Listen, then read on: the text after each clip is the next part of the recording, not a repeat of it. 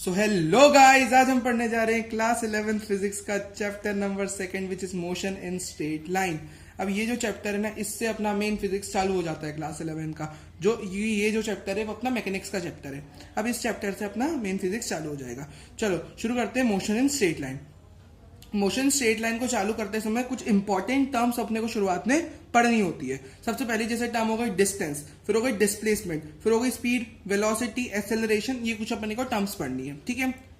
तो सबसे पहले अपन देख लेते हैं डिस्टेंस क्या होता है। अब डिस्टेंस का मीनिंग यहाँ पे क्या होता है? डिस्टेंस होता है अपना जो पाथ टोटल ट्रेवल करा होता है कोई भी ऑब्जेक्ट के द्वारा। मतलब मान लो कोई ऑब्जेक्ट ए से बी पोजीशन पे, मतलब ए से बी पे गया, फिर बी से सी पे गया। मैं करके बताता हूँ यहाँ पे थोड़ा।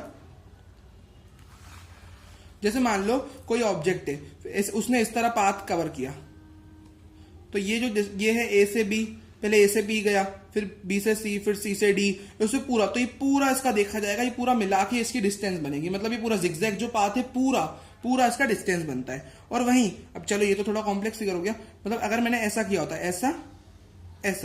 ऐसे यहां से लेकर यहां तक गया होता वो ऑब्जेक्ट, तो ये पूरी उसकी डिस्टेंस होती है ये दोनों। और मैं ऐसे एक स्ट्रेट लाइन जोड़ दूं इनिशियल और फाइनल पॉइंट के बीच में, तो ये उसकी डिस्प्लेसमेंट हो जाएगी, स्ट्रेट लाइन, है ना। तो डिस्प्लेसमेंट क्या होती है? Shortest distance between initial and final position. अब स्पीड क्या होती है? स्पीड जो होती है ना, वो होती है डिस्टेंस अपॉन डिस्टेंस। स्पीड बराबर डिस्टेंस अपॉन टाइम। क्योंकि डिस्टेंस अपॉन टाइम क्यों बोलते हैं अपन स्पीड को? मतलब स्पीड कितनी डिस्टेंस कवर हुई टाइम पे, कुछ यूनिट टाइम पे। और वेलोसिटी क्या होती है? डिस्प्लेसमेंट अपॉन टाइम, है ना। और स्पीड स्केलर होती है, वेलोसिटी वेक्टर क्वांटिटी होती है ना। अब जो वेलोसिटी होती है ना, उसको अपन इंस्टेंटेनियस वेलोसिटी भी निकाल सकते हैं ना। मतलब कहने का मतलब वेलोसिटी इंस्टेंटेनियस होती है, जिसको अपन लिखते हैं v instantaneous is equal to limit del t tends to 0 del x by del t is equal to d x by d t. यानी इसको लिखने का तरीका है, वी इंस्टेंटेनियस को लिखने का एक फॉर्म है ये, है ना। कि भाई जो इंस्टेंटेनियस का मतलब क्या होता है? किसी पर्टिकुलर इंस्टेंट पे उसकी वो वेलोसिटी। वैसे ही ए इंस्टेंटेनियस यानी किसी पर्टिकुलर इंस्टेंट पे अपन बोल रहे भाई इतने बज के इतने मिनट इतने सेकंड पे निकालनी एक्सेलरेशन, या इतने समय पे वेलोसिटी, तो वो इंस्टेंटेनियस कहलाता है। तो एक्सेलरेशन के लिए डीवी बाई डी टी लिखते हैं, which is equal to d square s by d t square. अब इसका डबल डिफरेंशिएशन करना पड़ता है ना। तो वो सारी चीजें हैं। ये रैपिड रिवीजन चल रहा है, तो अपन चीजों को थोड़ा स्पीड में पढ़ेंगे। अब अपन मेन टॉपिक पे आते हैं इस चैप्टर के, which is equations of motion, है ना। ये सारी चीजें अपन ने देख ली। हाँ, एक्सेलरेशन पॉजिटिव भी हो सकता है। क्यों? जैसे मान लो गाड़ी तेज, मतलब स्पीड पकड़ रही है गाड़ी, मतलब गाड़ी की स्पीड बढ़ रही है, तो पॉजिटिव एक्सेलरेशन हो जाएगा। गाड़ी की स्पीड कम हो रही है, ब्रेक लगने वाला है गाड़ी में, और गाड़ी धीरे धीरे रुक रही है, तो नेगेटिव एक्सेलरेशन। और जीरो एक्सेलरेशन कब माना जाएगा? मतलब जब कहने का मतलब एक्सेलरेशन एक समय पर अपना जीरो भी हो जाता है। कब? जब वेलोसिटी कांस्टेंट हो जाती है, तो एक्सेलरेशन जीरो हो जाता है, ठीक है। क्योंकि वेलोसिटी कांस्टेंट, एक्सेलरेशन जीरो, ठीक है। एक्सेलरेशन भी एक वेक्टर क्वांटिटी होती है। डिस्टेंस और स्पीड स्केलर, डिस्प्लेसमेंट और वेलोसिटी और एक्सेलरेशन वेक्टर क्वांटिटी होती है, ठीक है। चलो ये हो गया। अब बढ़ते हैं इक्वेशंस ऑफ मोशन की तरफ। अब इक्वेशन ऑफ मोशन के अपन दो मेथड या डेरिवेशन के देखेंगे, तीसरा ग्राफिकल भी होता है, but since it is a rapid revision अपन दो मेथड अभी पढ़ने वाले हैं जो मेनली है, ठीक है। अब देखो जो तीन मेथड अपनी कौन कौन सी है, दो मेथड। पहले अपन देखते हैं तीनों इक्वेशन क्या होती है। v is equal to u plus a t, s is equal to u t plus half a t square, v square minus u square is equal to 2as। ये तीन इक्वेशन ऑफ मोशन अपनी होती है। देखो अब पहले नॉर्मल मेथड जो अपने 9th में भी सीखी है, वो मेथड से डेरिवेट करते हैं। देखो एक्सेलरेशन को अपन लिख सकते हैं rate of change of velocity per unit time, मैंने v minus u by t लिख सकते हैं ना, final minus initial by time. फिर मैं t को वहां ले गया और v is equal to u plus a t आ गया। अब वही मैं, अब ये मेरी आ गई first equation of motion. Second मुझे निकालनी है, उसके लिए मैं क्या करूंगा? देखो v is equal to u plus a t, इस फॉर्मूले का अपन यहाँ यूज करने वाले हैं फर्स्ट इक्वेशन ऑफ मोशन का। और देखो डिस्प्लेसमेंट बाय टाइम क्या होता है? वेलोसिटी होती है डिस्प्लेसमेंट बाय टाइम, है ना। और डिस्प्लेसमेंट होता है वेलोसिटी इनटू टाइम, डिस्टेंस होता है स्पीड इनटू टाइम, है ना। और स्पीड होता है डिस्टेंस अपॉन टाइम, और वेलोसिटी होता है डिस्प्लेसमेंट अपॉन टाइम, है ना। ये सारी चीजें रहती है ना। v is equal to u plus a t, तो v plus u by two. अब देखो डिस्प्लेसमेंट बाय टाइम अपनी वेलोसिटी होती है ना। तो वेलोसिटी में कोई सी भी लिख सकता हूं, तो मैं यहाँ पे एवरेज वेलोसिटी लिख रहा हूँ, v plus u by to है, तो वो भी वेलोसिटी है ना, तो वो लिख दिया। अब मैं t को वहां ले गया, तो मैंने s is equal to v plus u by two into t, ये लिख दिया। अब मैंने v की वैल्यू u प्लस एटी यहां से रख दी प्लस u, तो 2u plus eighty by two into T, है ना। अब मैं t को मल्टीप्लाई करा दिया, 2ut plus eighty square by two, तो 2 से 2 मैं सेपरेट डिवाइड कर देता हूँ, 2 से 2 कर देगा ut plus half a t square हो जाएगा। अब अपन बढ़ते हैं थर्ड इक्वेशन ऑफ मोशन की तरफ, है ना। v is equal to u plus a t लिखा मैंने, ये अपन यूज करेंगे, है ना, वही अपना v plus u by to S by T, ये वाला फॉर्मूला जो मैंने सेकंड में यूज करा था वो भी अपन यहाँ वापस यूज करेंगे। यहाँ पे एक मॉडिफिकेशन करेंगे अपन, टाइम की वैल्यू यहाँ पे पुट करेंगे। क्यों अपन पुट कर रहे हैं? क्योंकि थर्ड इक्वेशन ऑफ मोशन में टाइम नहीं होता और सेकंड इक्वेशन ऑफ मोशन में फाइनल वेलोसिटी नहीं होती है ना, और फर्स्ट इक्वेशन ऑफ मोशन में डिस्प्लेसमेंट नहीं होता। तो ये कुछ कुछ चीजें मिसिंग होती है, और अगर कोई चीजें अपने क्वेश्चन में ना दी हो तो उस हिसाब से अपन इक्वेशन अपने हिसाब से यूज कर सकते हैं, है ना। तो देखो अब ये हो गया, अब मैंने टाइम की जगह यहां से निकाल लिया v minus u by a, time की जगह मैंने रख दिया। अब है ना, अब मैं पलटा दिया डिनोमिनेटर को, तो s into a upon v minus u लिख दिया, है ना। अब मैंने v माइनस यू को वहां ले गया तो इधर a plus b a minus b लगा दिया, v square minus u square is equal to 2as, 2 वहां चला गया अपना, 2 अपना वहां चला गया, है ना। तो मैं 2 को वहां ले जाऊंगा, है ना, उधर, क्योंकि आरएचएस में सिर्फ एएस बच रहा है। देखो ये सिर्फ एएस बच रहा है, और नीचे ये जो 2 है नीचे, है ना, तो v प्लस यू के नीचे जो 2 है, तो वही अपना जब मैं v माइनस यू को वहां ले जाऊंगा तो भी बचेगा, और मैं उसको वहां ले जाऊंगा फिर, है ना। तो ये हो जाएगा अपना इक्वेशन, तीनों इक्वेशन ऑफ मोशन अपनी हो गई। अब इसको अपन इंटीग्रेशन डिफरेंशिएशन यानी कैलकुलस से प्रूव करते हैं। देखो कैलकुलस से कैसे होगी, देखो अब अपन अब यहाँ 3 चीजें अपन जान लेते हैं। एक्सेलरेशन होता है अपना dv बाई dt, या उसको d square x by dt square लिखते हैं, मींस डबल डिफरेंशिएशन, बट अपन यहाँ पे dv by dt commonly use करते हैं, है ना। डिस्प्लेसमेंट, अब यहाँ पे एक अपना ये भी होता है, मतलब पहले अपन ये देख लेते हैं, एक्सेलरेशन होता है dv बाई dt। अब मुझे मैं dt वहां ले जाता हूँ, a डॉट dt कर दिया और इधर dv बचा, मैंने बोथ साइड इंटीग्रेट कर दिया। अब यहाँ पे वेरिएबल मतलब dt है ना, t लिखा है इधर, तो मैं 0 से t लिमिट लगा दूंगा इंटीग्रेशन पे, और यहाँ पे dv है तो मैं यहाँ पे क्या होगा 1 डॉट dv का इंटीग्रेशन करूंगा तो v बचेगा, और मैं 0 से t यहाँ पे लिमिट लगा दूंगा, है ना, 0 से t यहाँ पे लिमिट लगा दूंगा। या तो इसको अपन 0 से t ना लिख के अपन इसको u से v भी लिख सकते हैं, इसको अपन ऐसा लिख लेते हैं डायरेक्ट, या 0 से t लिखा हुआ है यहाँ पे, या तो अपन इसको ऐसा भी लिख सकते हैं u से v तक की लिमिट, है ना, u से v तक की लिमिट ऐसा भी लिख सकते हैं, है ना। तो 0 से t यहाँ पे लिखिए 0 से t, है ना, ऐसा कर लेते हैं ना, 0 से t भी लिख लो तो ये लिख सकते हैं, या तो u से t लिख लेते हैं ना, मतलब u से v, यानी फाइनल वाली लिमिट अपनी फाइनल वेलोसिटी होती है, और यहाँ पे dv लिखा है ना, dv लिखा है मतलब नीचे इनिशियल u वेलोसिटी रही होगी, फाइनल v हो गई होगी, तो u से v तक की मैंने लिमिट लगा दी, क्योंकि वेलोसिटी अपनी चेंज हो रही है। और यहाँ पे dt था तो मैंने 0 से t लिख दी, है ना, वो लिख सकते हैं, वो तो अपन अपने हिसाब से यहाँ पे भी वही कर लेते हैं, u से v, है ना, यहाँ पे भी u से v, है ना। अब लिमिट्स को सॉल्व कर लेते हैं अपन। एक्सेलरेशन अपना बाहर है, इंटीग्रेशन 1 डॉट dt, और 1 डॉट dt का डिफरेंशिएशन मतलब इंटीग्रेशन हो जाएगा t हो जाएगा, मतलब है ना, t हो जाएगा इंटीग्रेशन, और 0 से t तक की लिमिट्स लगी हुई है, और इधर यहाँ पे 1 डॉट dv का इंटीग्रेशन हो जाएगा v, लिमिट्स लगी है u से v। अब मैं क्या करूंगा, अब 0 की तो कोई वैल्यू नहीं है तो ये 80 बचेगा, मतलब डायरेक्ट t माइनस 0 रखूंगा तो 80 बचेगा। यहाँ पे देखो v है, अब मेरे को v की जगह पुट करना होता है ना, तो v minus u is equal to, अब मैं v बारी बारी से दोनों पुट कर लूंगा। यहाँ वेलोसिटी है, यहाँ वाली v आना एक तरह की वेलोसिटी, और उस वेलोसिटी में भी अपन फाइनल और इनिशियल का डिफरेंस लेना पड़ेगा अपने को, तो v minus u is equal to 80, तो v minus u is equal to 80 अपनी इक्वेशन प्रूव हो गई, है ना। 0 से t में लिखता तो मैं ये अंदाजा लगा लेता कि भाई 0 वाली मैंने यहाँ पे u v माइनस यू इसलिए लिखा है कि भाई 0 पे u रही होगी, t पे v, बट अपन ये सा लिख लेते हैं, वो ठीक है, तो लिख सकते हैं वो। अब हम बढ़ते हैं सेकंड इक्वेशन ऑफ मोशन की तरफ, विच इज अपन दूसरे को प्रूव करते हैं, v is equal to dx by dt लिख लेते हैं। v is equal to dx by dt होता है, वेलोसिटी होता है, रेट ऑफ मतलब डिस्प्लेसमेंट का डिफरेंशिएशन कर दूं विद रिस्पेक्ट टू टाइम तो v होता है ना। तो ये डिफरेंशिएशन का फॉर्मूला है, वही मैंने dt को वहां ले गया और यहाँ पे dx बचा। अब मैंने इंटीग्रेशन कर दिया v डॉट dt, 0 से t तक की लिमिट्स लगाई है, dt है यहाँ पे dx है, तो देखो 0 से x तक, है ना, तो जो यहाँ पे होता है उसके अपन लिमिट्स लगा, इसलिए मैंने वहां सिंप्लीफिकेशन के लिए वैसे कर दिया, है ना। तो 0 से x के लिए, है ना, u प्लस 80 डॉट dt, और 0 से t तक की लिमिट्स, यहाँ पे 0 से x तक की लिमिट्स, और 1 डॉट dx। 1 डॉट dx क्या हो जाएगा अपना, x हो जाएगा, यहाँ पे तो सिर्फ x बचेगा, और x माइनस 0 तो भी x ही बचेगा। यहाँ पे मैं इंटीग्रेशन को अगर बांट दूं, बांटना यहाँ पे ठीक रहेगा, अपना सॉल्व कर लेते हैं फर्दर, है ना। तो u plus 80 integration of u से t, है ना, तो u डॉट dt, है ना, plus integration of 80 dot dt। अब इसको इंटीग्रेट कर लेते हैं सेपरेटली, अलग अलग। अब मैंने यहाँ पे क्या कर लिया, u को मैं बाहर ले गया, u को मैंने अलग कर दिया, और इंटीग्रेशन अंदर बचा 1 डॉट dt, तो उसका इंटीग्रेशन हो गया t, और लिमिट्स लगा दूंगा तो t माइनस 0 t बच जाएगा, तो डायरेक्ट यहाँ पे अपन ये लिख सकते हैं, ठीक है।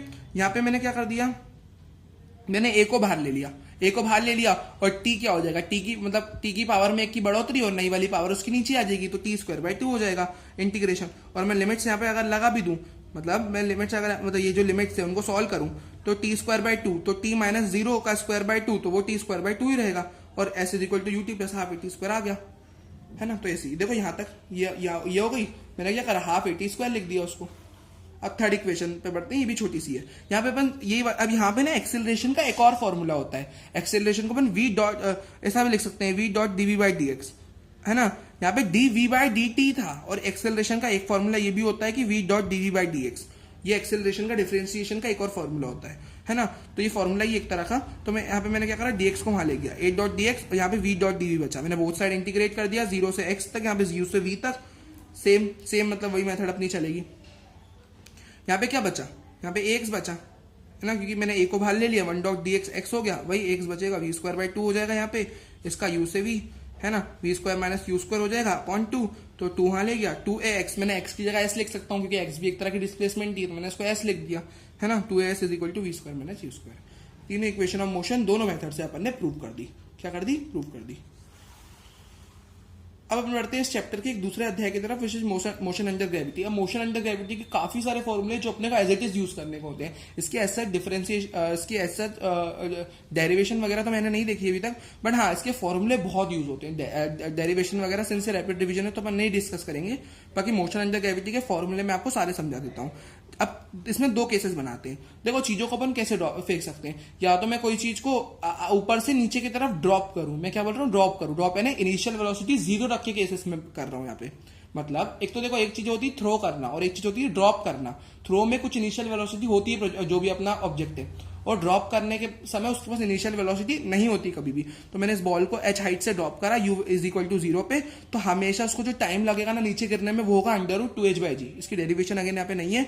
और हाइट, अगर मुझे ये हाइट निकालनी है इन रिलेशंस का यूज करके, मतलब एक रिलेशन उसकी होती है हाफ gt स्क्वायर, मतलब इसको मैंने उससे निकाला ut plus half at square से, इनिशियल 0 है तो ut कट गया, हाफ a t मतलब हाफ जी एक ही जगह जी लिख दिया, और टी स्क्वायर नीचे ग्रेविटी के साथ ही जा रहा है तो जी पॉजिटिव। तो ऐसे छोटी मोटी डेरिवेशन यहाँ पे लेकिन लिखी नहीं है। v is equal to √2gh, यहाँ पे फाइनल वेलोसिटी u तो 0 है, फाइनल मुझे अगर निकालनी तो √2gh लगा दूंगा मैं, है ना। अब मैंने मान लो, अब उसका उल्टा केस अपन करते हैं। उल्टा केस मैंने यहाँ पे क्या कर लिया, मैं इसी बॉल को क्या कर रहा हूँ, h हाइट ऊपर फेंक रहा हूँ, है ना। यहाँ पे तो ये बॉल यहाँ पे आके गिरेगी, ये बॉल यहाँ पे आके गिर जाएगी, यहाँ पे ये बॉल ऊपर जा रही है, ऊपर जा रही है नहीं, ग्रेविटी के अगेंस्ट जा रही है h हाइट, तो v यहाँ पे फाइनल, अब यहाँ पे इनिशियल नहीं, यहाँ पे फाइनल 0 होगी। वही अपन नॉर्मल अपने जो केसेस है ना वही ले रहे हैं, क्योंकि 1 सेकंड को बॉल जाके ऊपर रुकेगी ना, 1 सेकंड को बॉल ऊपर जाके, देखो यहाँ पे एक पल को जाके वो स्टॉप करेगी, स्टॉप अगर नहीं करेगी तो वो नीचे कैसे गिरेगी, तो एक पल को वो स्टॉप होगी, फिर वो नीचे आना करेगी, तो एक पल को उसकी फाइनल 0 मानी जाती है, तो जाके फिर वो नीचे के लिए प्रिपेयर होती है, जितने में उसको फिर जी नीचे खींचता है, एक्सेलरेशन ड्यू टू ग्रेविटी। तो u, अब यहाँ पे u का फॉर्मूला लिखते हैं √2gh, और यहाँ पे हाइट का formula u square by 2g होता है, और टोटल टाइम यानी ऊपर जाने का और नीचे जाने का मिला के, यहाँ पे टोटल टाइम कह रहा हूँ, मतलब इसको कुछ टाइम ऊपर जाने में भी लगा होगा और कुछ नीचे आने में, तो टोटल एक का u/g होगा और दोनों का 2u/g, अब 2u/g यानी अप प्लस डाउन दोनों का फॉर्मूला।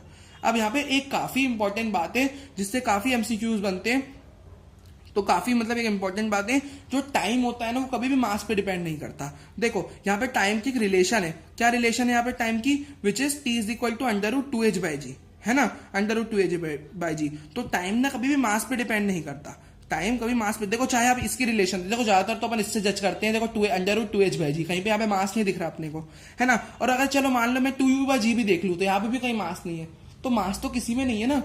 बट हाँ, अपन जनरली ड्रॉप करने वाली बातें मानते हैं इस चीज को समझने के लिए। तो इस चीज को समझने के लिए, सिंप्लिसिटी के लिए, अपन वो वाली बात मानते हैं कि मान लो मैंने कोई बॉल को नीचे फेंका, और मैंने एक बॉल को नीचे फेंका, एक सॉलिड बॉल को, और एक मैंने कागज को नीचे फेंका। अब अपन नॉर्मल सिनेरियोस में देखें तो बॉल पहले नीचे आएगी, ठीक है।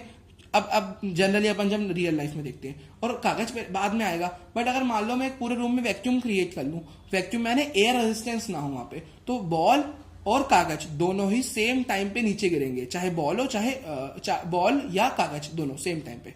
अब ऐसा क्यों होता है ना, वो दोनों अलग अलग टाइम पे इसलिए गिरते हैं क्योंकि देखो सरफेस एरिया पेपर का बहुत ज्यादा होता है, मतलब जो पेपर होता है ना वो कुछ इस तरह होता है, ये देखो ये पेपर हो गया अपना। अब पेपर एक रेक्टेंगुलर टाइप का शीट होती है, तो इसका सरफेस एरिया ज्यादा होता है, तो उस पर एयर का ड्रैग ज्यादा काम करता है, तो एयर उसको लहरा लहरा के नीचे बहुत देर लगा के फिर आता है। बॉल का एरिया छोटा, मतलब वो बॉल ज्यादा एयर के कांटेक्ट में आ नहीं पाता, है ना, और बॉल फटाक से नीचे गिर जाती है, जो भी सॉलिड चीज होती है। बाकी जो इसे बहुत फैली हुई चीज होती है उसको टाइम लग जाता है, हल्की चीज को, मतलब ऐसे फैली हुई चीज को। तो मास पे खैर फर्क नहीं पड़ता, क्योंकि अगर मैं वैक्यूम की बात करूं, और ये सारी चीजें मास के कारण नहीं होती, टाइम में जो फर्क आता है जो अपन रियल लाइफ में देखते हैं वो मास के कारण नहीं होता, वो एयर के कारण होता है। तो उसमें मास की कोई गलती नहीं है। तो मास पे कभी भी टाइम डिपेंड नहीं करता, वो एयर रेजिस्टेंस के कारण अपन नेग्लेक्ट कर देना तो दोनों सेम टाइम पे गिरेंगे, इसलिए अपन कहते हैं टाइम नेवर डिपेंड्स ऑन मास। इससे रिलेटेड काफी क्वेश्चन अपने पेपर में बनते हैं। अब हम बढ़ते हैं आगे। गैलीलियोस रेशियो एक छोटा सा टॉपिक दे रखा है, इसका भी अगेन यहाँ पे डेरिवेशन वगैरह कुछ ज्यादा है नहीं, बस छोटी सी मैं आपको एक बात बताऊंगा, इसको प्रूव वगैरह पर नहीं करेंगे यहाँ पे। गैलीलियोस रेशियो है ना, रैपिड डिवीजन है। अब यहाँ पे मैं इसको पूरा समझाता हूँ आपको। देखो जैसे मान लो मैंने एक हाइट ली, ये एक पूरी मेरी हाइट है, जिस पूरी हाइट को मैंने मान लिया h हाइट है। अब इस h हाइट के ना मैंने टुकड़े कर दिए, मतलब टुकड़े से मेरा मतलब है कि उसको मैंने बांट के देखा, मतलब उसको मैंने सेक्शंस देखे उसके अलग अलग। तो मैंने उसकी पहले h1 उसका एरिया, मतलब h1 हाइट देखी, तो उस हाइट में भी अलग अलग होगा जो बॉल पर सेकंड में जो कवर करेगी हाइट। मतलब मान लो जो बॉल, जैसे मैंने बॉल को फेंका, बॉल अपने T1 मतलब पहला जो h1 हाइट कवर करने में बॉल जो टाइम लगाएगी मैंने मान लिया 1 सेकंड, मतलब बॉल जो है हमारी 1 सेकंड में वो T1 1 सेकंड लगा रही है और h1 हाइट कवर कर रही है, कौन, अपनी बॉल।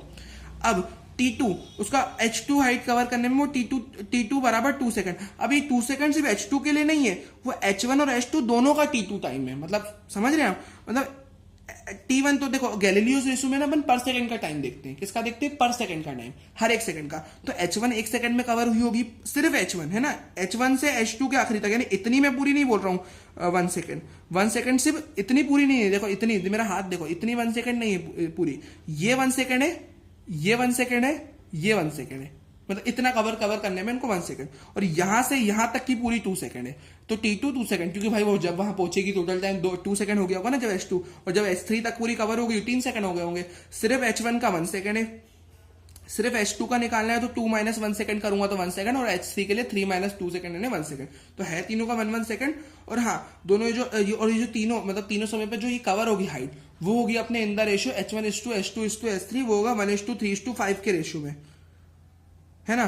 तो ये जो कवर करेगी हाइट वो 1:3:5 के रेशियो में। तो मतलब ये जो डिस्टेंसेस कवर होती है इन 1 सेकंड वो हमेशा 1:3:5 के रेशियो में ही होती है। यही गैलीलियोस लॉ अपना कहता है। तो यहाँ पे जो पर सेकंड में जो अपनी हाइट कवर हो रही है ना, उन हाइट्स का अगर मैं रेशियो लूं तो हाइट का रेशियो अपने को 1:3:5 ही मिलेगा। तो ये अपना गैलीलियोस लॉ होता है। अब अपन बढ़ जाते हैं इस चैप्टर के एक और काफी इंपॉर्टेंट पार्ट, जहां से फिर से बहुत सारे अपने बनते हैं एमसीक्यूज, या एमसीक्यू बोल लो या बड़े बड़े क्वेश्चन से पार्ट्स आते हैं इसके, which is some important graphs. अब इस चैप्टर में काफी सारे ग्राफ्स है जो अपने को पढ़ने हैं। चलो पहला ग्राफ अपन देख लेते हैं, एक्सेलरेशन टाइम ग्राफ। मैंने यहाँ पे जो बेसिक जो काफी इंपॉर्टेंट ग्राफ से वो लिखे है ना। इसलिए एक तो एटी ग्राफ होता है ना, एक्सेलरेशन टाइम का ग्राफ होता है एओटी, है ना। अब इसका अब कभी भी ना किसी ग्राफ में आपको ना मेथड बता देता हूँ, किसी भी ग्राफ का, कोई भी ग्राफ का अगर कभी एरिया निकालना हो ना तो वाई एक्सिस वाली चीज को और एक्स एक्सिस वाली चीज को मल्टीप्लाई करके देख लो, और फॉर्मूला जिससे मैच कर रहा है ना, वो जिसका वो फॉर्मूला हो मल्टीप्लीकेशन वाला, वो उसका एरिया देता है। मतलब फॉर एग्जाम्पल एक्सेलरेशन होता क्या है, एक्सेलरेशन होता है अपना वेलोसिटी बाय टाइम, है ना, rate of change of velocity या वेलोसिटी बाय टाइम एक्सेलरेशन होता है, ठीक है। अब एओटी का ग्राफ का एरिया क्या देगा, तो सिंपल एओटी को मल्टीप्लाई करके देख लो, एओटी को मल्टीप्लाई कर दो तो ए इंटू टी क्या होता है, टी को मैं वहां ले गया, ए इंटू टी वेलोसिटी होता है, तो उसका एरिया वेलोसिटी देगा। तो ये मेथड होती है एरिया निकालने की, है ना। अब इसका स्लोप क्या देगा, स्लोप का मतलब होता है दोनों को डिवाइड कर दो, वाई और डिवाइड कैसे करना है, मतलब वाई वाले को जो वाई एक्सिस पे डिवाइडेड बाय जो एक्स एक्सिस पे, है ना, वो रहता है। बाकी मल्टीप्लाई तो ठीक है, बाकी डिवाइड अपने को सीक्वेंस में करना पड़ेगा, तो ए बाई टी करूंगा, ए बाई टी यानी एक्सेलरेशन बाय टाइम। अब देखो एक्सेलरेशन बाय टाइम क्या होता है भाई, किसी भी चीज का अगर अपन टाइम के रिस्पेक्ट में उसको डिवाइड करते हैं तो उसको अपन कहते हैं रेट, और लेंथ के साथ में करता हूं तो उसको अपन कहते हैं ग्रेडियंट, है ना। तो something divided by time which is उसका रेट, और समथिंग डिवाइडेड बाय लेंथ वो उसका ग्रेडियंट होता है। क्या होता है, ग्रेडियंट होता है। तो यहाँ पे लेंथ है, यहाँ पे क्या है, टाइम है, तो ए बाई टी यानी रेट ऑफ एक्सेलरेशन, तो यहाँ पे उसको कहते हैं जर्क यानी rate of change of acceleration with time which is a by T. Divide करो ए अपॉन टी आएगा, वो तो स्लोप को डीवाई बाई डीएक्स वगैरह भी कहते हैं, वो मैथ्स वाली चीजें हो गई लेकिन, है ना। बट यहाँ पे जर्क होता है वो rate of change of acceleration A by T होता है। तो इसका एरिया और स्लोप यही चीजें देता है, एमसीक्यू में आ सकता है जैसे। और हाँ, एरिया निकालने के क्वेश्चन भी आते हैं तो काफी सारे शेप्स आपको दे देंगे, जैसे थोड़े उसमें ग्राफ्स वगैरह रहते हैं, मतलब इसे रेक्टेंगल दे दिया, राइट एंगल, ट्रायंगल, ट्रेपेजियम, सबको मिला के उन्होंने कॉम्प्लेक्स आपको ग्राफ दे देंगे और बोलेंगे इसका क्या देता है। जैसे मेरे को वीटी ग्राफ दे दिया और उसमें मुझे कॉम्प्लेक्स सा ग्राफ दे दिया, उसमें स्क्वायर रेक्टेंगल सब मिला हुआ है, मतलब और राइट एंगल ट्रायंगल ट्रेपेजियम, तो बोलेंगे उसका उसका जो उसमें क्या है वीटी ग्राफ है, तो इसका एरिया हमको डिस्प्लेसमेंट देता है, तो बोलेंगे इसमें डिस्प्लेसमेंट निकालो। तो आप क्या करना, उसका पूरे का एरिया निकाल देना, यानी सबके मैथ्स के फॉर्मूले तो अपने को पता है, सबका एरिया निकाल के जोड़ देंगे, ऐसा रहता है ना। तब अगला अपन पढ़ते हैं वीटी ग्राफ, तो इसका एरिया मैं एरिया ने मल्टीप्लाई कर दो, तो डिस्प्लेसमेंट क्या होता है, जैसे डिस्टेंस बराबर स्पीड इंटू टाइम होता है, जो मैंने अभी जस्ट बताया आपको, तो मैंने बताया ना डिस्प्लेसमेंट क्या होता है, वेलोसिटी इंटू टाइम, मल्टीप्लाई कर दो एरिया मिल जाएगा। वी बाई टी क्या होता है, एक्सेलरेशन होता है, तो इसका स्लोप एक्सेलरेशन दे देगा, तो वो ग्राफ दे देगा आपको कॉम्प्लेक्स सा, उससे अपने को चीजें पूछते हैं वो, है ना, स्लोप वगैरह, उसका एरिया तो बहुत पूछते हैं, ठीक है। अब एक नया अलग सा ही ग्राफ है जो काफी अपने को कम देखने को मिलता है, बट हाँ ये भी पढ़ना जरूरी है, एक नया क्वेश्चन इससे बन सकता है, विच इज वी और एस का ग्राफ, यानी वेलोसिटी और डिस्प्लेसमेंट का ग्राफ। तो यहाँ पे बस अपने को इतना पढ़ना है कि थर्ड इक्वेशन ऑफ मोशन अगर मैं लगाऊं और यहाँ पे मैं यू को 0 मान के चलूं, यहाँ पे कंडीशन लेके चलते हैं इनिशियल वेलोसिटी 0, तो अपन पाएंगे कि वी स्क्वायर डायरेक्टली प्रोपोर्शनल होता है एस के, यानी we can see something quadratic is forming, मतलब कुछ क्वाड्रेटिक से एक अपनी रिलेशन बन रही है, तो क्वाड्रेटिक से रिलेटेड चीजें तो पैराबोला ग्राफ बनाती है, तो v square directly proportional to s, यानी देख के लग रहा है भाई क्वाड्रेटिक है तो पैराबोला समथिंग कर्व यहाँ पे बनता है ना। तो बस इतना इसके बारे में जान लेते हैं अभी, ठीक है। अब बाकी अपना आगे का ग्राफ है विच इज एक्स, यानी अपन जो अपना डिस्प्लेसमेंट टाइम ग्राफ बोल लो या डिस्टेंस टाइम ग्राफ बोल लो, है ना। यहाँ पे मेरा एक्स को जो डिनोट कर रहा है, एक्स को यहाँ पे अपना डिस्टेंस डिनोट कर रहा है, एस नहीं, एस यहाँ पे अपना स्पीड, एक सेकंड में यहाँ पे एक्स और एस का ग्राफ है विथ रिस्पेक्ट टू टाइम। देखो अब इसका जो स्लोप होता है एक्स टी ग्राफ का स्लोप, है ना, तो डिस्प्लेसमेंट इनटू टाइम क्या देता है, वेलोसिटी देता है, क्योंकि वेलोसिटी क्या होता है, वेलोसिटी होता है डिस्प्लेसमेंट बाय टाइम, है ना। तो मैं इसको मल्टीप्लाई कर दूं वेलोसिटी इनटू टाइम, तो मुझे क्या मिलेगा, मतलब स्लोप जो एक्स टी ग्राफ का स्लोप होगा, सॉरी इनको डिवाइड कर दूं अगर मैं, तो दोनों का मैं अगर डिवाइड कर दूं एस बाई टी से क्या मिल रही है, वेलोसिटी मिल रही है, तो इसका एक्स बाई टी कर दूं मैं, एक्स बाई टी स्लोप मतलब दोनों को डिवाइड करना है, दोनों को डिवाइड करने पे वेलोसिटी मिलती है ना। तो यहाँ पे वो है ना एक्स और एस, मतलब मैंने एक्स और एस दोनों डिस्टेंस और डिस्प्लेसमेंट मैंने एक साथ बता दिया, क्या बता दिया एक साथ। तो यहाँ पे जो एक्स है वो अपनी डिस्प्लेसमेंट है और एस यहाँ पे अपने डिस्टेंस है ना, है ना। तो मैं ऐसा समझ सकता हूँ, ये वो अपने हिसाब से आप समझ लीजिए, पर हाँ ये है कि चाहे अपन कह लें जैसे बोल रहे स्लोप एक्स टी ग्राफ था, तो एक्स तो अपना डिस्प्लेसमेंट है, तो डिस्प्लेसमेंट टाइम ग्राफ क्या, इसका जो स्लोप है यानी डिस्प्लेसमेंट बाय टाइम क्या होता है, वेलोसिटी होता है डिस्प्लेसमेंट बाय टाइम, तो ये हो जाएगा वेलोसिटी। अब वही slope of speed time graph का अपने को क्या देगा, स्पीड टाइम ग्राफ का जो वो होता है अपना, है ना, तो यहाँ पे इसको हटा दो, तो ये क्या है अपना डिस्प्लेसमेंट टाइम ग्राफ है, ये क्या है अपना डिस्प्लेसमेंट टाइम ग्राफ का स्लोप अपने को वेलोसिटी देगा, ये अपन ने पढ़ लिया है ना, ये अपन ने पढ़ लिया। और यहाँ पे डिस्प्लेसमेंट, अब मैं slope of speed time graph, अगर मैं स्पीड टाइम ग्राफ की बात करूं, वेलोसिटी टाइम ग्राफ तो अपन ने पढ़ लिया, वैसे अगर मैं स्पीड टाइम ग्राफ पढ़ूं तो वहां पे कुछ नहीं होगा, उसका जो स्लोप होगा ना वो हमको एक्सेलरेशन देगा, मतलब अपन देख सकते हैं स्पीड बाय टाइम, स्लोप यानी दोनों को डिवाइड कर दो, मतलब speed with respect to time कैसे चेंज हो रही है, how it is changing with time, देखो तो किस तरह स्पीड अपनी टाइम के साथ चेंज हो रही है, तो एक तरह से वो एक्सेलरेशन को बताता है, तो इसका स्लोप हमको स्पीड टाइम ग्राफ का एक्सेलरेशन देता है। बाकी सारे ग्राफ अपन ने पढ़ लिए, है ना, ग्राफ वाला पोर्शन कंप्लीट। हाँ बाकी काफी चीज आप ये भी देख लेना इंपॉर्टेंट है, विच इज डिस्प्लेसमेंट, वेलोसिटी और एक्सेलरेशन के बीच की रिलेशंस होती है, कुछ क्या होती है इन तीनों के बीच की कुछ रिलेशंस होती है, जैसे कि होती है, अगर मेरे को कभी डिस्प्लेसमेंट से वेलोसिटी चाहिए तो मैं क्या करता हूं, d s by d t या बोल लो d x by d t करता हूं, तो मैं डिफरेंशिएशन करता हूं d x by d t. Velocity से एक्सेलरेशन चाहिए, है ना, तो यहाँ पे वेलोसिटी से एक्सेलरेशन चाहिए, एक्स या एस तो एक ही बात है ना, अगर मेरे को वेलोसिटी से एक्सेलरेशन चाहिए तो मैं d v by d t करता हूँ। उल्टा चलो, अगर एक्सेलरेशन से वेलोसिटी चाहिए तो इंटीग्रेशन करता हूँ, और वेलोसिटी से डिस्प्लेसमेंट चाहिए फिर से इंटीग्रेशन। तो ये इंपॉर्टेंट काफी कुछ चीजें थी। अब अपन बढ़ते एक सर्कुलर कंसेप्ट है, इसका भी डेरिवेशन अगेन यहाँ नहीं है, रैपिड डिवीजन है, ठीक है। तो ओ ए सी डी बी कुछ सारे यहाँ पे पॉइंट्स है, रेडियस है यहाँ पे, और थीटा बाई 2 दो सेम एंगल्स है यहाँ पे अपन देख सकते हैं। अब मान लो ए से बी पॉइंट के बीच की मुझे डिस्टेंस बतानी है, तो डिस्टेंस अपन यहाँ पे देख सकते हैं आर्क के बराबर है ए से बी। अगर मैं पूरा देखो डिस्टेंस कह रहा हूं तो मैं एक शॉर्ट पाथ नहीं बोल सकता, मुझे पूरा घूम के बताना पड़ेगा, तो वो एक आर्क बना रहा है। देखो ये मैं ये वाली बात कर रहा हूं, है ना, ये तो ये एक आर्क बन रहा है। आर्क क्या होता है, एल लिखते हैं ना आर्क को अपन, length of arc which is r into theta, तो मैं इसको लिख दूंगा रेडियस इंटू थीटा, तो डिस्टेंस अपना वही हो जाएगा। डिस्प्लेसमेंट का एक अलग फॉर्मूला होता है, इसकी डेरिवेशन यहाँ नहीं है, जिसको अपन अगर डिस्प्लेसमेंट यहाँ पे क्या हो जाएगा, ए बी को जोड़ती हुई ये स्ट्रेट लाइन है ना, ये ए बी को जोड़ती हुई एक स्ट्रेट लाइन है, ठीक है, ए बी को जोड़ती हुई एक स्ट्रेट लाइन है जिसको अपन डिस्प्लेसमेंट कहेंगे, which is 2r sin theta by 2 निकालने का फॉर्मूला है, ठीक है, ओके। अब यहाँ पे कुछ स्पेशल केसेस होते हैं जो मैं आपको बता देता हूँ, जैसे क्वेश्चन में अपन देखो उन स्पेशल केस से रिलेटेड क्वेश्चंस आते हैं। जैसे मैं वो क्वेश्चन में उन्होंने बता दिया कि एक कोई गाड़ी वगैरह है या कुछ ऑब्जेक्ट मतलब गाड़ी है अपनी या कुछ भी जो अनइक्वल डिस्टेंसेस कवर कर रही है गाड़ी अपनी डिफरेंट स्पीड में, मतलब उसकी स्पीड भी अलग है, उसके हर एक इंस्टेंट पे गाड़ी की स्पीड भी अलग है और वो डिस्टेंस भी अनइक्वल कवर कर रही है, यानी पहले कुछ टाइम में तो उसने कम 10 मीटर कवर किया, फिर उसने कुछ समय बाद 20 मीटर, फिर 30 मीटर, या हो सकता है 35 मीटर, मतलब कुछ भी चेंज आ रहा है डिस्टेंस, तो कुछ भी यहाँ पे यूनिफॉर्म नहीं है, तो अनइक्वल डिस्टेंस है और वो भी डिफरेंट स्पीड में।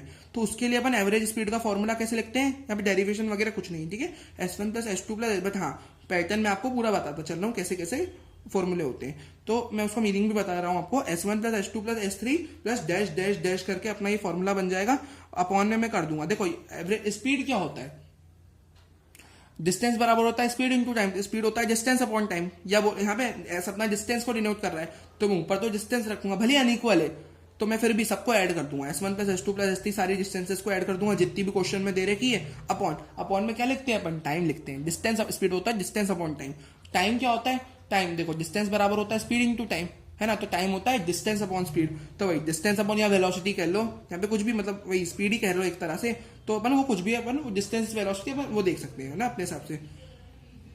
S1 by V1 plus S2 by V2 plus S3 by V3 plus dash dash dash, है ना, मतलब टाइम, ये हर एक मतलब जैसे देखो उन्होंने इतनी कोई गाड़ी है तो उसने V1 स्पीड से S1 डिस्टेंस कवर करी, तो उस पर्टिकुलर फर्स्ट वाले चीज के लिए अपने को टाइम मिल गया, दूसरे के लिए तीसरे के लिए सबके टाइम को मैंने जोड़ दिया और डैश डैश डैश, ठीक है, ये हो गया। अब यहाँ पे कुछ स्पेशल केसेस होते हैं, जैसे मान लो n, अब यहाँ पे n का मतलब क्या है, देखो जैसे अपन S1 बोल रहे हैं, S2 बोल रहे हैं, S3 बोल रहे हैं, मतलब पहले मतलब उसकी पूरी जर्नी है, जैसे मान लो देखिए पहली जर्नी है, ये मैंने बना ली एक स्ट्रेट लाइन, उसकी पूरा रोड है। अब देखो यहां से यहां तक अपन कह रहे हैं उसकी S1 है और इतने में वो V1 स्पीड से चला, उस अपन ने इतना बोल दिया S2 है जो ये V2 स्पीड से चला, तो अपन क्या कह रहे हैं, इस पूरे को अपन 1 कह रहे हैं कि भाई पहला हिस्सा दूसरा हिस्सा ऐसे आगे हिस्से चल रहे हैं इसके, तो यहाँ पे अपन ने बोल दिया 2 हिस्से, मान लो 2 हिस्सों में अपना पाथ कवर हो रहा है तो n2 के बराबर, और यहाँ पे बोल रहे हैं अपन दोनों हिस्सों की डिस्टेंस बराबर है, S1 बराबर, स्ट्रेट लाइन हो पाथ तो डिस्टेंस डिस्प्लेसमेंट एक ही बात है, और नहीं हो स्ट्रेट लाइन पाथ तो अपन डिस्टेंस और डिस्प्लेसमेंट फिर अलग हो जाएगा, ठीक है। तो n बराबर अगर मैं 2 ले लूं और S1 बराबर S2, है ना, ठीक है, तो एवरेज स्पीड का फॉर्मूला यहाँ पे मैं क्या लिख सकता हूँ, यहाँ पे 2v1 v2 upon v1 plus v2 formula होता है, ठीक है। अब दूसरा केस है, अगर मान लो दूसरे केस में क्या हो रहा है, अनइक्वल स्पीड्स है लेकिन डिफरेंट, अनइक्वल स्पीड भी अनइक्वल है in different intervals of time, जैसे कोई स्पेशल केसेस पढ़ रहे हैं और स्पेशल के अंदर भी स्पेशल क्या था, यहाँ पे डिस्टेंस बराबर थी, बस हाँ ये था कि अपन ने यहाँ पे इस तरह का फॉर्मूला बनाया। अब यहाँ पे अनइक्वल स्पीड्स हैं in different intervals of time, यहाँ पे स्पीड भी अलग और टाइम अलग, है ना, तो यहाँ पे फॉर्मूला होता है, यहाँ पे क्या था, डिस्टेंस अलग है और स्पीड अलग है, यहाँ पे डिस्टेंस अलग है, स्पीड अलग है और टाइम अलग है, और वहां पे यहाँ पे क्या था, डिस्टेंस अलग थी और स्पीड अलग थी, और यहाँ पे स्पीड अलग है और टाइम अलग है ना। अब इसके लिए एवरेज स्पीड अपन कैसे लिखेंगे, एवरेज स्पीड होता है क्या होता है, डिस्टेंस अपॉन टाइम, ठीक है। तो डिस्टेंस अब डिस्टेंस फर्दर, डिस्टेंस या डिस्प्लेसमेंट कुछ भी कहो, वो क्या होता है, डिस्टेंस बराबर speed into time, velocity into time, तो देखो भाई V1 T1 plus V2 T2 plus V3 T3, velocity और टाइम दोनों, स्पीड और टाइम दोनों अलग अलग है ना, सबके लिए अलग अलग है, हेडिंग में लिखा हुआ है, तो ये कर दूंगा upon total time T1 plus T2 plus T3 plus dash dash dash, है ना, ये हो गया। अब इसके अंदर भी एक स्पेशल केस है, ये देखिए, अब इसके अंदर भी एक स्पेशल केस है, यहाँ पे आप देख सकते हैं, यहाँ पे बताया गया है T1 is equal to T2 is equal to T3, मान लो यहाँ पे टाइम बराबर दे दिया उन्होंने हर एक पर्टिकुलर पार्ट का, तो एवरेज स्पीड तब लिखी जाएगी ऊपर। अब एवरेज स्पीड क्या होता है, तो उसको अपन लिख देंगे V1 plus V2 plus V3 plus dash dash dash Vn तक अपॉन n, तो ये होता है अपना कब, जब टाइम बराबर हो, टाइम अपना बराबर दे दिया उन्होंने और ये अपनी स्पीड अलग है, लेकिन यहाँ पे अपन पढ़ रहे थे स्पीड और टाइम दोनों अलग है, लेकिन यहाँ पे स्पीड सेम दे दी, टाइम अलग दे दिया उन्होंने, और टाइम सेम दे दिया, स्पीड अलग दे दी, तो बस स्पीड को अपने को सॉल्व करना है, ऊपर सारी जोड़ना और नीचे कितने टुकड़ों में हुई है वो, कितने पार्ट्स में हुई है वो अपन लिख देंगे, नंबर ऑफ पार्ट्स, तो ये होता है अपना स्पेशल केसेस, ठीक है। अब ऊपर एक अपना छोटा सा टॉपिक रहा हुआ है विच इज रिलेटिव वेलोसिटी, थोड़ा अपन मोशन एंड प्लेन में पढ़ेंगे, बट रिलेटिव वेलोसिटी एक इंपॉर्टेंट कंसेप्ट हो जाता है, ठीक है। अब वो देख लेते हैं, मतलब ये ज्यादा है नहीं सिलेबस में, बट इससे छोटे मोटे क्वेश्चन आ सकते हैं, ठीक है, मतलब हाँ आते भी है छोटे मोटे क्वेश्चन, तो पढ़ लेते हैं। अब देखो रिलेटिव मोशन बाकी हल्का फुल्का छोटा सा पढ़ना है अपने को। देखो मान लो मुझे निकालना है पोजीशन ऑफ बी, पोजीशन बोल लो या डिस्टेंस बोल लो और या डिस्प्लेसमेंट वगैरह of B with respect to an observer on A. मतलब मैं ऑब्जर्वर हूं और मैं कोई ए पॉइंट पे हूं, मैं ऑब्जर्वर हूं और मैं ए पॉइंट पे हूं और मुझे बी की पोजीशन निकालनी है जो बी उधर है, तो उसके लिए और अपन मान लो वो दोनों सेम डायरेक्शन में मूव कर रहे हैं, तो तब अपन रिलेटिव उनका लिख पाएंगे x B A is equal to x B minus x A. अगर वेलोसिटी लिखनी है सेम अपने को of B with respect to an observer on A, तो v B A is equal to v B minus v A. और similarly मुझे acceleration लिखना है ऑफ किसका, बी का with respect to an observer on A, तो a B A is equal to a B minus a A. तो ये कब का है, जब वो दोनों जो है अपने मतलब जिसका निकालना है और जो ऑब्जर्वर है दोनों सेम डायरेक्शन में मूव कर रहे हैं उसके लिए। और ऑपोजिट में क्या हो जाता है ना, ऑपोजिट में एक का साइन अपोजिट आ जाएगा, है ना, और माइनस तो अपन करते ही हैं, और एक देखो यहाँ पे सब में माइनस है और एक का साइन अपोजिट आ गया, तो जब अपोजिट डायरेक्शन में बात होती है ना तो सारी चीजें में प्लस साइन लग जाएगा। क्या लग जाएगा, प्लस साइन लग जाएगा। क्या लग जाएगा, प्लस साइन लग जाएगा। प्लस साइन क्यों, क्योंकि एक कोई चीज नेगेटिव हो जाएगी और माइनस माइनस प्लस बना लेगी। तो अब अपने को कुछ करना हो किसके लिए, जैसे बोल दिया अपोजिट डायरेक्शन में जा रही है वो सारी चीजें, तो जैसे वेलोसिटी निकालनी है रिलेटिव और अपोजिट डायरेक्शन में, तो दोनों वेलोसिटी जुड़ जाएगी, ऐड हो जाएगी, सब्ट्रैक्ट नहीं, और सेम डायरेक्शन में सब्ट्रैक्ट होगी, ठीक है। तो ये सारे कंसेप्ट थे अपने चैप्टर के motion and straight line. Motion and straight line ये अपना चैप्टर कंप्लीट हो गया। Thank you for watching this video, do like share and subscribe the channel. Thank you so much, bye bye.